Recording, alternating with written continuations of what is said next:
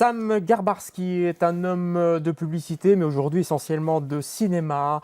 On lui doit des films aussi différents que Le Tango d'Erachevski, Irina Palm, Quartier lointain, ou plus récemment Vijay Ennai. Bonsoir Sam Bonsoir. Garbarski. Merci d'être là Sam. J'ai l'impression, quand je regarde un petit peu votre carrière, que jusqu'ici votre moteur c'était le culot. Qu'est-ce que vous en pensez? Est-ce que vous êtes culotté? Probablement, mais je crois que c'est plus l'intuition que le culot parce que je suis pas vraiment. Je suis plutôt gêné. J'y vais, oui. Ça n'a pas l'air, mais c'est les gens gênés probablement qui vont le plus souvent. On ne se rend pas compte, mais je crois que c'est l'intuition plus que du culot. Ou alors peut-être c'est parce que vous êtes gêné que vous vous dites je dois y aller et donc je me mets des défis. Je pense par exemple à Quartier lointain, on va en parler tout à l'heure, ou à Marianne's Faithfull, enfin des rencontres assez incroyables. C'est pour ça que je dis culot. Vous voyez, c'est plus l'inconscience que le vrai culot. Je ne suis pas un vrai courageux. Je crois que c'est l'intuition qui m'y pousse et je ne réfléchis pas trop quant au problème ou au danger et ça aide beaucoup. Je crois que c'est plus ça.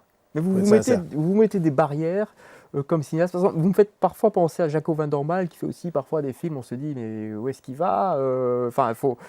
Pourquoi il fait tout ça? J'aime beaucoup Jaco, mais je ne sais pas. Jaco, je crois qu'il il laisse beaucoup plus maturer les choses. Il est beaucoup plus réfléchi.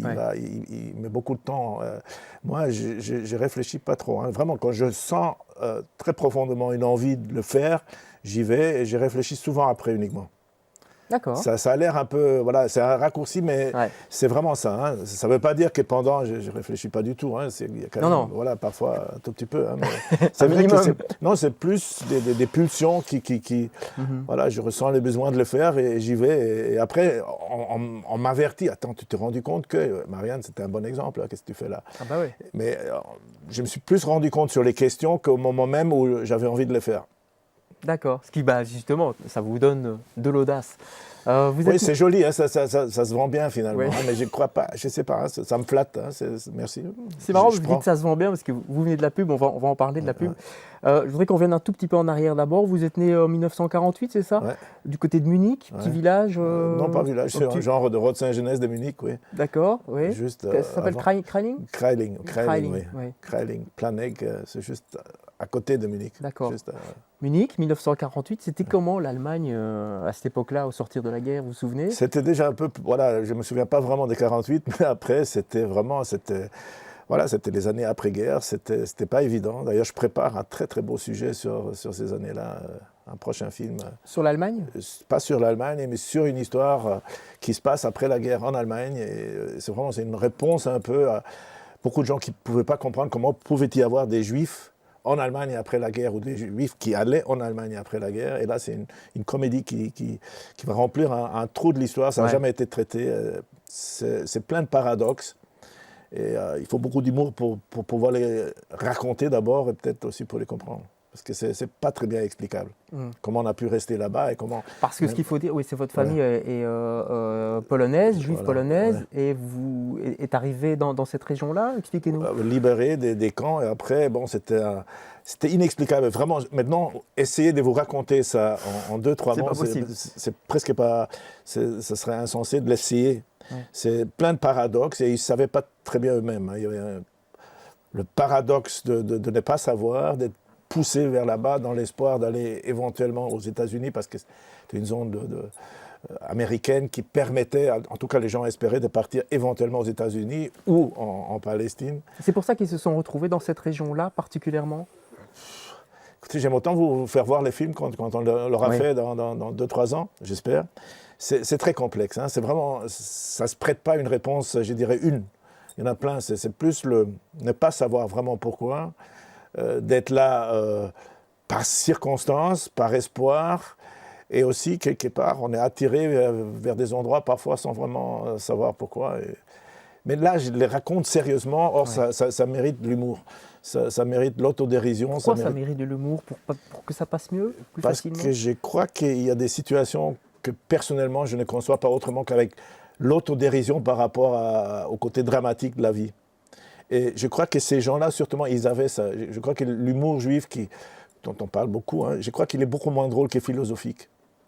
Et je crois que c'était, pour plein de ces gens en tout cas, un moyen de survie. Et je crois que pour les raconter, il faut cette autodérision par rapport à des faits qu'on ne peut pas vraiment expliquer. Et c'est une intelligence, je dirais, qui n'est pas très rationnelle. Et je crois qu'il faut... Voilà, pour moi, en tout cas, c'est ma petite came de survie. Ouais.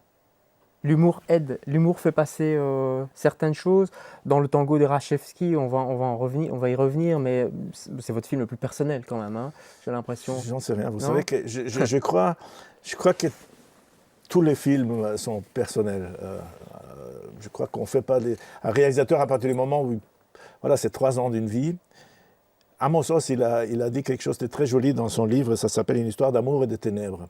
Un bon lecteur, mais on peut l'extrapoler sur un... Qui a dit ça? Pardon. Amos Oz. Amos Oz, oui. Un auteur israélien. Et il a dit qu'un bon lecteur ne cherche pas des traces biographiques de l'auteur dans l'histoire, mais ses propres traces. Et je crois que c'est joli. Et moi, j'aime bien m'évader dans les histoires des autres ou me retrouver dans les histoires des autres. Et dans les histoires que je raconte dans mes films, c'est un peu les miennes, mais aussi beaucoup des autres. Et voilà, j'aime bien voyager un peu dans... Je trouve mon histoire à moi, elle n'est pas assez intéressante pour... voilà. Pourtant, on va en parler un petit peu de votre histoire à vous.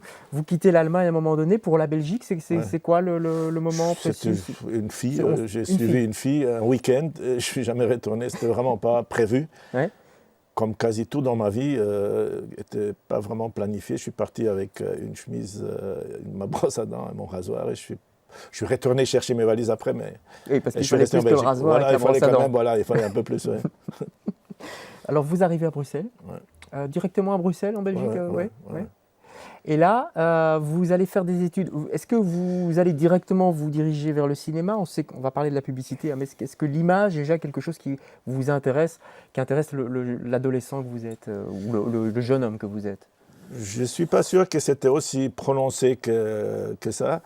J'aimais bien aller au cinéma, j'adorais aller au cinéma, j'aimais les belles choses, je crois que j'aimais la peinture toujours, hein, mais je ne crois pas que j'étais un fou obsédé. J'aimais bien les belles photos, mais pas vraiment. Non, ce n'était pas au point que je me dis, je disais j'avais une vocation de ce côté-là. C'était beaucoup plus la formulation, le genre de calembours que je faisais naturellement depuis mon plus jeune âge. Je voulais toujours faire la pub.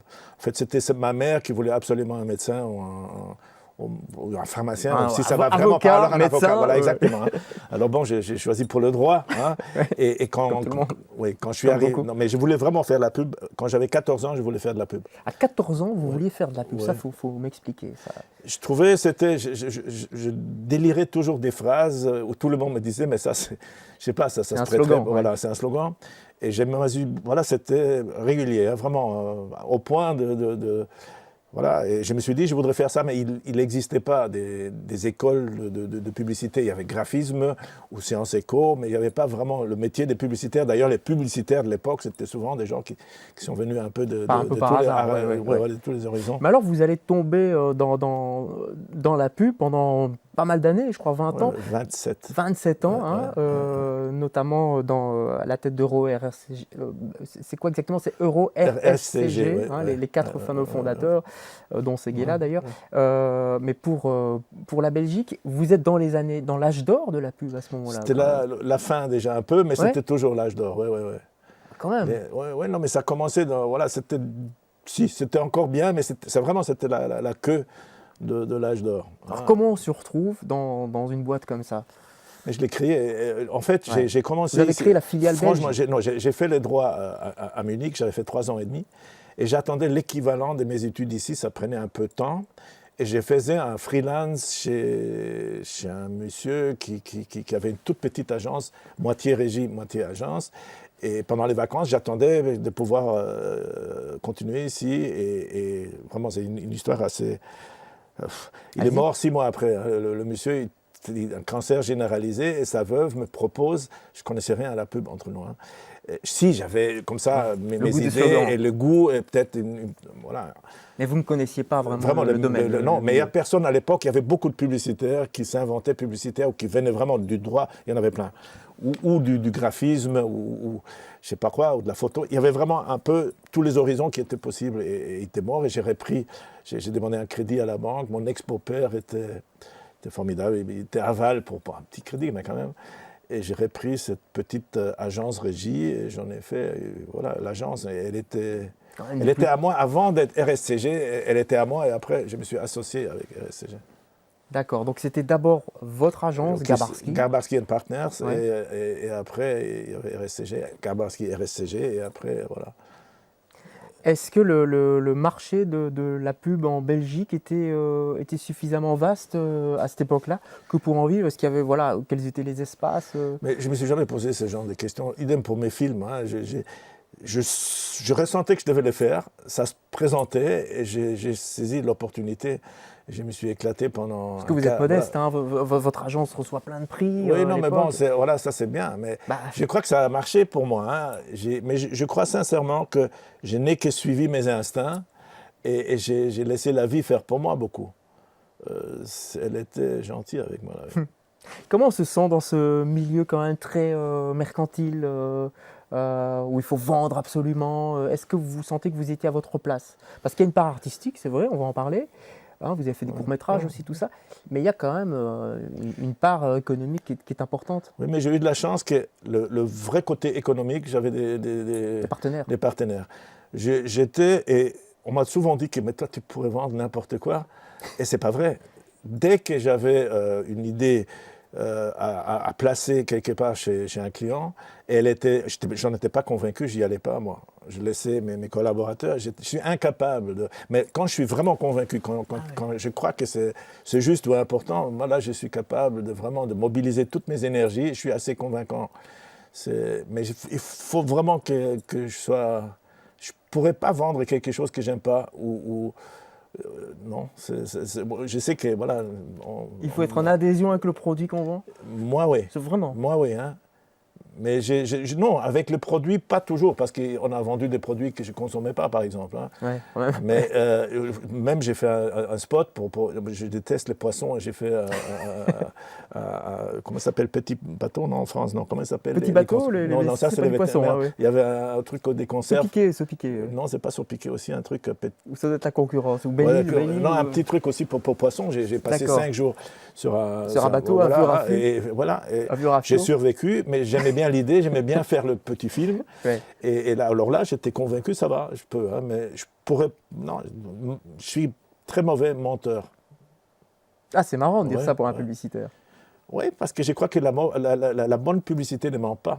On ne peut pas vendre un mauvais produit plus qu'une fois. Vous mordez des dents, vous vous rendez compte que ce n'est pas ce qu'on vous a promis. Je crois qu'il ne faut pas... Non, on avait le mythe comme ça. On avait les belles années, c'est vrai. C'était la fin des belles années, mais je les avais. Et on pouvait faire vraiment... On était à la mode, il fallait avoir son publicitaire. Et quand on avait des idées... alors, c'était pas trop compliqué.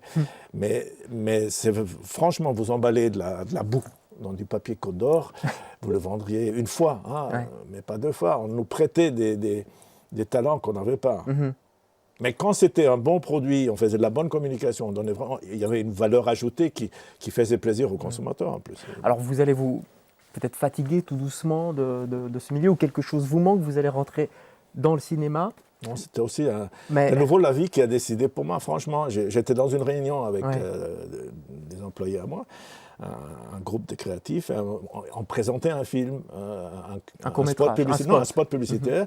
Et j'osais critiquer. J'ai dit, ça va, voilà. Ils me disent, mais fais-le mieux toi-même. Et je disais chiche. Hein. Et ils m'ont regardé comme ça et j'ai réalisé mon premier spot moi-même. Ils ont dit, ouais, même un poulet aveugle peut trouver une graine. Hein. Et j'en ai fait 2, 3. Encore le slogan. Non, c'est une phrase qui n'est pas à moi. Je crois que c'est quelqu'un qui mais elle m'irait bien. J'aurais bien voulu la trouver. Mais c'est vrai. Et j'en ai fait plusieurs. Des courts-métrages, donc. Non, des pubs d'abord. Oui, hein, des pubs. Et on m'a dit, mais tes pubs, ça ressemble très très fort à des petites fictions parce que je racontais toujours des petites histoires. Ce n'était pas des pubs très spectaculaires au niveau, je dirais, formel. C'était plus toujours un peu d'émotion et des petites histoires. Tu devrais faire un court-métrage. J'en ai fait 1, 2, 3e voilà, et on m'a dit, c'est dommage, c'est un peu court.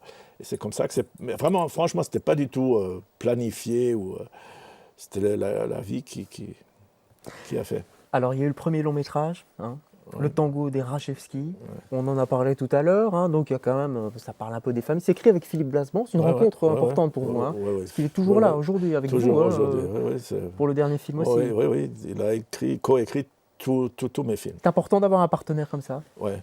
Surtout Philippe, il est multiculti, je veux dire, Ouais. son mélange, c'est un métissage des cultures, une culture générale. Iranienne, ouais. Iranien, moitié juif de l'Europe centrale, et sa femme qui est moitié sunnite, moitié, Ouais. je sais pas, catholique, il a des enfants, c'est formidable. Ce métissage de la famille Blasband, je crois que ça enrichit ce qu'il fait, et ça me convient parfaitement. Voilà, en plus, c'est un ami depuis longue date maintenant, et il y a des tas de choses qui c'est mieux sur moi que moi-même.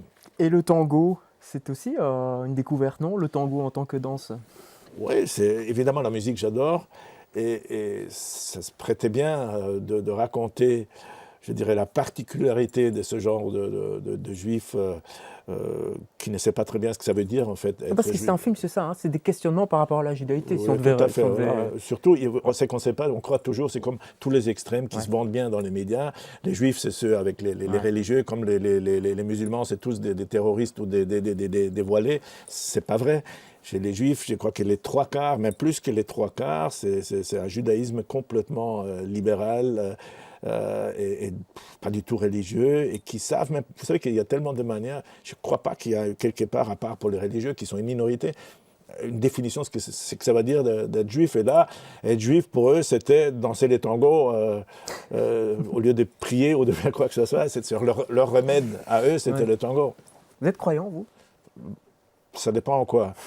Religion, non, mais je crois quand même dans les gens. Je crois dans la sincérité. Je crois qu'elle est la clé pour beaucoup de choses. Les gens sincères, quel que soit maintenant le contexte, ça existe et c'est important.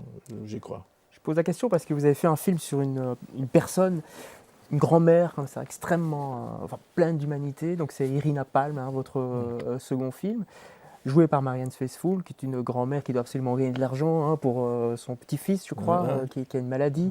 Ce personnage, il est venu comment dans votre tête? Mais c'est Philippe, à la base, c'est Philippe. Non, mais il faut que je rende à César. Hein. L'idée vient de Philippe. Hein. Il a dit un jour, tu sais que j'ai une histoire, je crois que tu vas me traiter de fou, c'était dans la rue devant chez lui. Et il me raconte juste qu'il avait vu une émission à la télé, c'était sur ce Glory Hall. Je crois que c'était un documentaire japonais. Je crois que ça a été inventé au Japon. Et il m'a raconté mais qu'est-ce que tu penses? Voilà, une grand-mère qui travaille dans un peak show. Oui, voilà.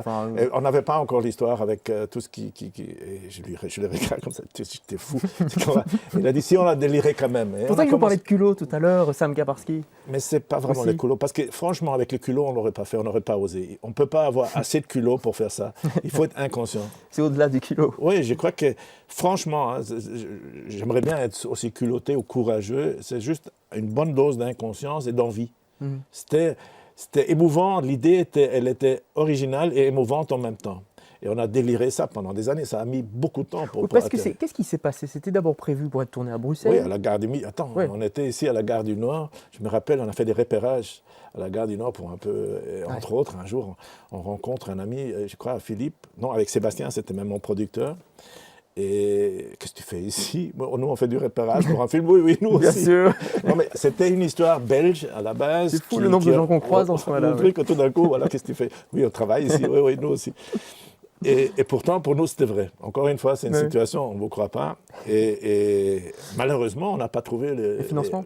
Pourquoi? À cause du sujet? Oui, parce qu'une grand-mère qui va masturber des inconnus derrière un mur dans un sex club à Soho pour sauver la vie de son petit-fils, on les pitch comme ça, avec un petit sourire, on nous dit oui, ok. Hein, mais pour suivant. Et c'était vraiment difficile à monter. Et finalement, je crois que c'était Gianni, notre coproducteur luxembourgeois, qui a croisé ou rencontré une amie anglaise au Festival de Rotterdam. Et c'est parti. Mais tu ne pourrais pas imaginer ça en Angleterre. Et là, on a réfléchi. Si on avait pu vraiment choisir un pays pour l'imaginer au départ, on aurait imaginé l'Angleterre. Voilà, c'était vraiment.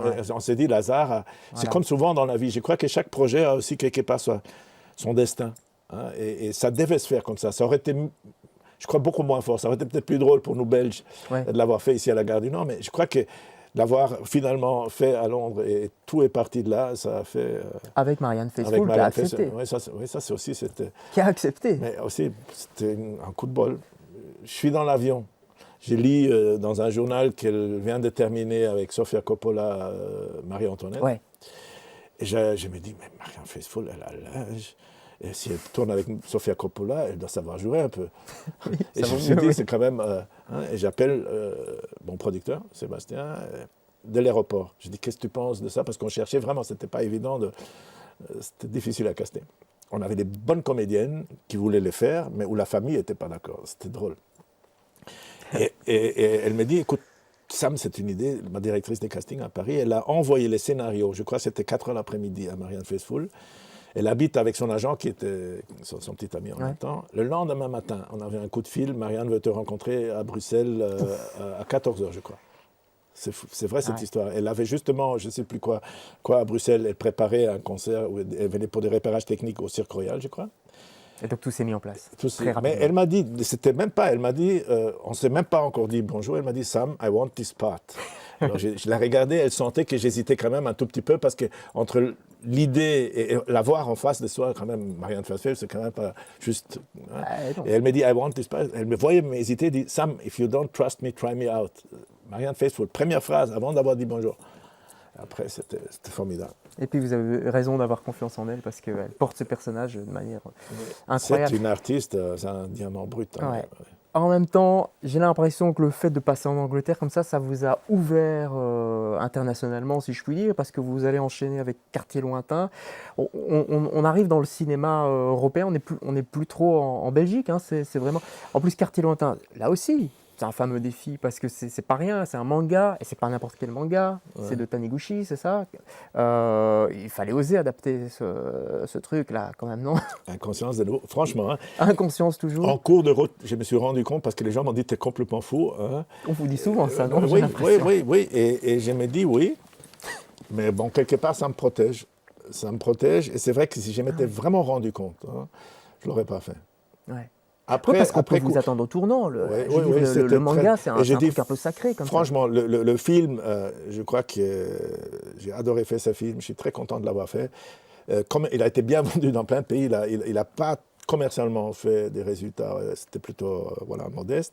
Mais les satisfactions artistiques, et par rapport à Taniguchi et les milieux de la BD, et il m'a demandé de préfacer d'ailleurs d'abord Quartier Lointain et maintenant le prochain.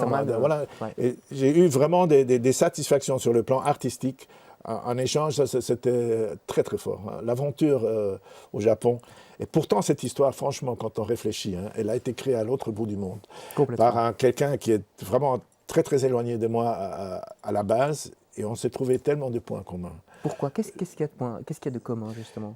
Parce que les valeurs essentielles auxquelles on tourne, et qui nous sont vraiment chères, jusqu'au goût de la bière à table quand on se rencontrait, il voulait de la bière avec beaucoup de mousse comme moi, et quand je lui disais, il me demande quel genre de musique tu sens sur ce film, et j'ai dit, moi, s'ils acceptent, je prends l'air. Il me dit, c'est pas vrai. Il est dans son fin fond du Japon. Il m'a dit, je ne suis pas sûr que je l'ai écouté pendant l'écriture, mais j'ai tous les disques DR à la maison. Et on ne savait rien, ni lui ni moi. C'était comme une évidence. C'était comme une évidence qu'on mettait la musique DR là-dessus. Ou quand il est venu voir mes comédiens, ou le petit endroit à Nantua, plein de gens ne savent pas, on connaît la sauce, mais pas où c'est. Ouais. Et il était là, il avait des yeux, il a ouvert les yeux comme son dessin, comme le petit Hiroshi de son dessin, il était là, lui, il voyait, il disait c'est ça. C'était pas le Japon, c'était l'Europe, c'était la France, c'était la Belgique. Cette histoire qui est née là-bas, ça prouve que les vraies valeurs, les valeurs importantes sont universelles. Et pourtant, c'est du Japon. Ouais. Ça continue dans votre dernier film? Je crois que, oui, c'est une histoire... En fait, c'est vrai que c'est quelque part, je suis belge, hein, c'est une histoire belge, raconté via un Allemand à New York. Ouais. Hein, et maintenant, c'est quoi techniquement, c'est un film belge, puisque je suis belge, et parce que la production est belge, et parce qu'il y a beaucoup de Belges aussi qui ont participé. Enfin, mais l'histoire se passe à New York. C'est ouais. une comédie romantique à New York. Au-delà de ça, on s'en fout que ce soit belge peut-être, finalement, non? Oui, moi, je crois que... C'est une histoire que vous racontez. Voilà, d'abord, je crois que c'est toujours un peu... c'est dangereux de vouloir ramener à une... Tout ce qui devient nationaliste, ça devient dangereux. Alors, je suis assez d'accord là-dessus. Hein. C'est un film. C'est aussi un nouveau défi, Patricia Arquette quand même. C'est aussi des castings, vous avez toujours l'art d'avoir des castings incroyables. J'ai eu de la chance aussi de nouveau parce que c'était difficile de caster. J'ai passé 6 mois à vraiment être très frustré avec On avait une des plus belles agences de casting qui adorait les scénarios, qui voulait s'occuper du film, mais on nous a fait comprendre que ça dure 2 ans pour vraiment verrouiller un casting. Parce qu'ils ont là-bas pas uniquement un agent, ils ont un manager et un avocat. Il faut passer par plein de personnes. Passer.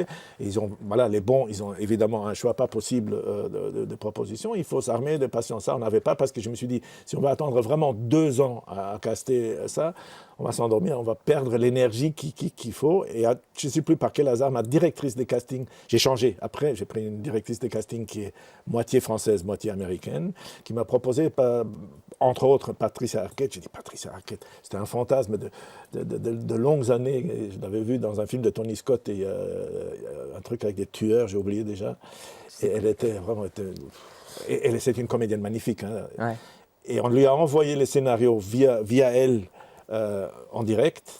Elle a adoré les scénarios. Elle a dit, mais c'est qui Sam Garbaski, hein, et c'est qui? C'est Maurice Bleitroy, le comédien qui devait jouer son partenaire.